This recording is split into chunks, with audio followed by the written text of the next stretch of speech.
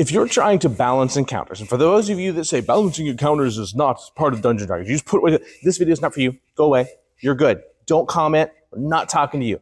I'm talking to the dungeon masters that want to create encounters that challenge the players but don't kill them. First of all, if you're trying to balance a singular encounter, that can be very difficult. If you're trying to balance a BBEG fight, we'll talk about that later. Right now, we're talking about having really a scene, right? A scene that challenges the players, where the bad guys are coming in, they're trying to stop the gate, or they're trying to get the gate lowered to protect the city, something along those lines. When you're doing that kind of combat, don't do it as a singular combat. Do it with waves, multiple combats, multiple rounds, allowing you and the dungeon master to have a little bit of flexibility. Also, use ranges with your HP, right? The bad guys, not every bad guy has the same exact amount of HP. Look at the monster manual. It has a guise. It has a D6 and it has a constitution modifier. You could go through and roll all those and put all of those down and have these are all the different bad guys and all the different hit points. Or you can just say each bad guy has from here to here. You're just deciding during combat to help you balance it, whether or not someone's dropping or not. And the players, for the most part, may know. Also, when someone does get really hurt, why would they not flee from combat? Why would they still fight? Are they really that stalwart, just like the players, that they're going to stand there? Or are they going to hit the ground with a big gash in their leg? Well, it's because HP doesn't really mean physical damage. But when does it mean physical damage? You can use those things as the dungeon master of when you hit someone real hard and you take off half their HP, a big old gash, they fall to the ground, they're bleeding, and they're trying to scramble away.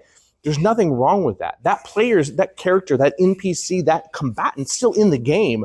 They've just removed themselves from the combat. They're no longer attacking because they are injured and they're trying to save themselves. Maybe they're going to a healer. Maybe that's a thing. They're trying to get to the back line so the healer can heal them to bring them back up, to bring them back in. There are so many things you can do if your combat is not isolated to one singular encounter. Blend them together. Have waves, have phases, have things that can affect that combat to allow you as the dungeon master to have practice at figuring out, how do I balance this? How do I challenge these players? What are some tools that I could use during this combat to make things more difficult if I need to, or to make them easy if I need to?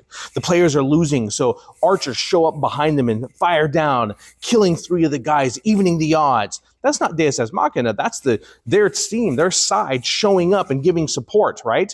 And then all of a sudden, fighters run up the arches and then they engage in hand-to-hand combat. So now they can't fire anymore. There's lots of ways where you can manipulate a battlefield that actually make it so the players are feeling engaged, but at the same time, it's not down to just what you predetermined before the battle.